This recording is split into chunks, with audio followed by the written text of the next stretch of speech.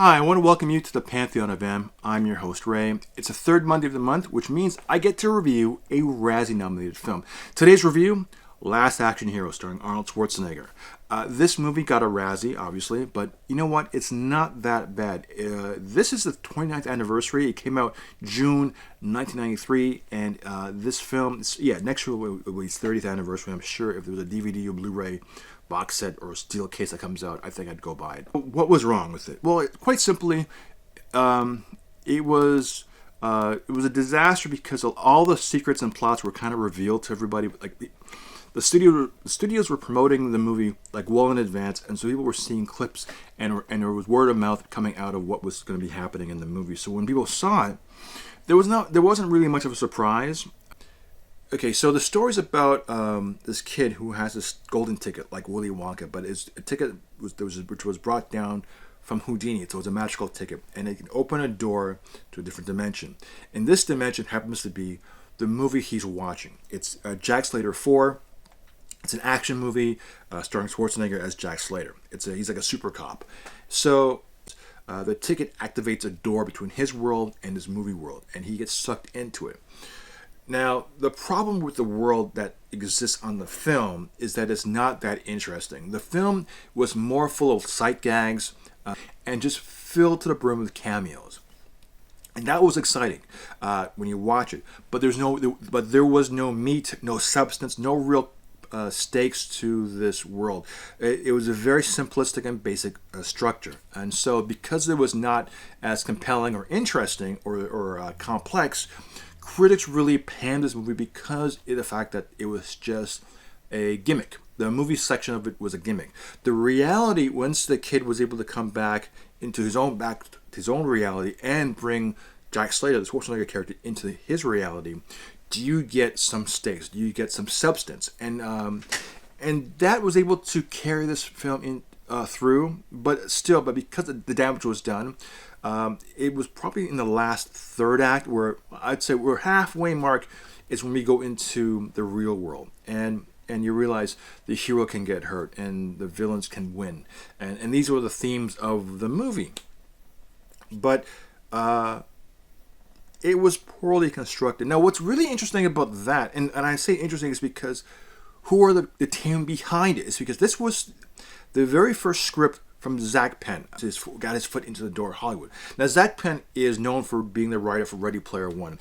He was the writer for X-Men United, X-Men Last Stand, Suspect Zero. Like, he's done a lot of big and low films. I mean, he's even gone into television. He's done the sci-fi show Alphas, which is a really cool series.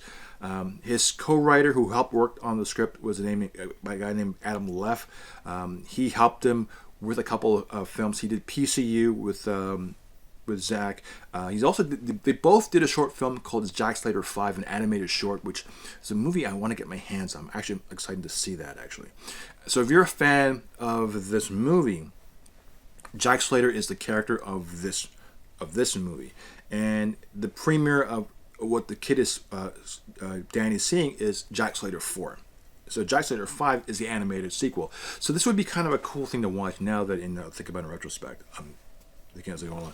So, anyways, going back on point here is what I like about this is that the promotion of this is also one of the bigger, one of the historical highlights of this movie. Now, it was a box office dub. It didn't make its money back. It just barely scratched the surface. Maybe by now it probably made its own money back in DVD sales and what have you, but in the box office and the theaters, it didn't do too well. It was a complete bust. But it had one of the greatest marketing ploys ever.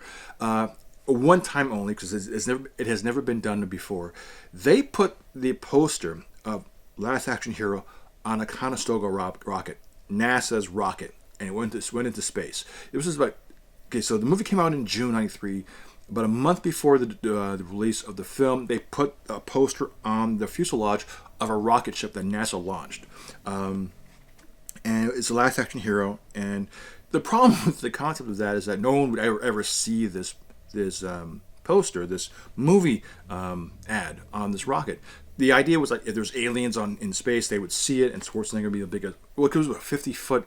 I think it was a 50-foot poster, 52-foot poster. I think it was on the side of a rocket ship. So It was like the idea. Sony Pictures paid for the ad. I think it was. They say it cost $500,000 for this one like giant poster to be put on the rocket, and the fact that I remember it fondly means that it wasn't lost on anybody.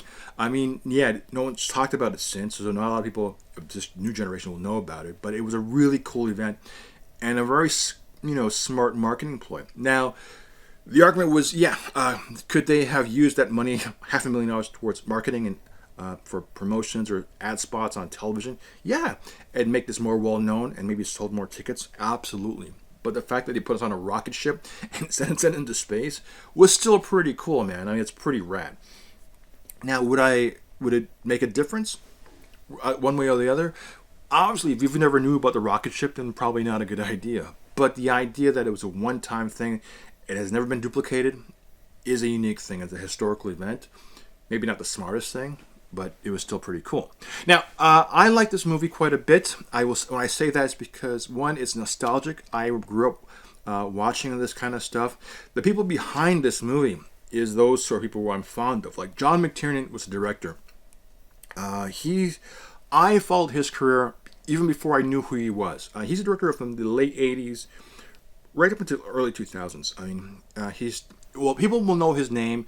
If you're a fan of Die Hard, he's the director of Die Hard 1 and 2. He directed The 13th Warrior with Antonio Banderas. So, Last Action Hero. It's a great film to watch for the family. It's so much fun. It's just a ride. It knows what it is as being just a cheesy, fun action film. Gun shooting. This is back in the day when the heroes would have guns and they shoot. I mean, now we're in a world where gun violence and the casualties of war, like collateral damage of shootings, is a horrific thing, and it's gone out of control. And yes, it should not be glorified in any sense of the word, and it should be taken very, very seriously. But in the time of when this was released, it was just having fun. It was a parody, it was a satire, and it was just acknowledging acknowledging who Schwarzenegger was. He just did Terminator 2, so they were sort of making a satirical parody of his own character. There was even a sequence where Schwarzenegger exists in the real world, and Jack Slater has now come into the real world, and he meets Schwarzenegger because it's self-aware of itself. It's making the point of how silly it actually is and how much fun, because he even makes fun of his own name, Schwarzenegger. Like there's a sequence in here that just acknowledges the idea of the lunacy or the ridiculous nature of Hollywood. When it's a business, but it's also, you have to laugh at itself. And it was a film that was making light of its own structure. The soundtrack was done by AC/DC. The title song was a song called Big Guns. The music video, that if you ever watch it, is a highlight of this movie. And it was just fun. Looking at it now, I think it's going to find its legs. I think an audience will find it fun and enjoyable to watch. There are lines in it, a lot of one-liner gags. Not as bad as Batman and Robin. Nothing as bad as that. But it's a really good movie. You have the puns. You have Schwarzenegger's just comedic timing and all the things that go with it. It's like you have the little boy Austin Bryan, who was a first-time actor. He went on to do My Girl 2 and Pre-Hysteria. These are two films that came out around the same time. You have the beautiful Bridget Wilson-Sampras, who's now, I think, retired from filmmaking, but she just came off of doing Santa Barbara for that year. Billy Madison started opposite Adam Sandler. So a lot of these stars in here are going on to do bigger and better things. The actual screenplay was done by Shane Black, who Lethal Weapon, Predators, Kiss Kiss Bang Bang. He directed Iron Man 3. Okay, but he is an amazing screenwriter. Both Penn and Shane Black are script writers, script doctors. So on paper, creatively, behind the scenes, this should not have failed. And in terms of who was in this movie and the budget that was made to make this movie and who directed this movie, this should not have failed, but it did. Is it a Razzie? Yes, it won a Razzie when it came out. But I think it's fun. It's a fun movie. For all the things I just said, kids will still like it. Yes, it's kind of like John Wick, because John Wick introduced the idea of gun fu. It may not, of course, there is a taste and sensitivity now in today's climate, but when it came out, why it came out, the people behind it, it was done from a place of sincerity. It was not infused in any way of the cultural Fahrenheit of what we're going through now, and that is an unfortunate truth. And in light of that, it's still a fun movie. It's what makes it really fun is that it's very self-aware of itself as being a parody of Hollywood. It's a parody of himself. He acknowledges how goofy and silly the reality of Hollywood actually is. So this is kind of a love letter to Hollywood in a very simplistic and very easy way, but it's still kind of fun. And it's one of those few films that it's not going to like revolutionize your way of thinking, but it's a really fun movie. And taking it as it is, as being the real world was more complex than the fake world. The fake world was just all gags and just a very simplistic plot. Actually, the plot was not even non-existent. But it's just nostalgic fun, and it's just fun. And I think it's worth a watch, Anyways, on that note, I'm Ray. We'll see you on Friday. Take care.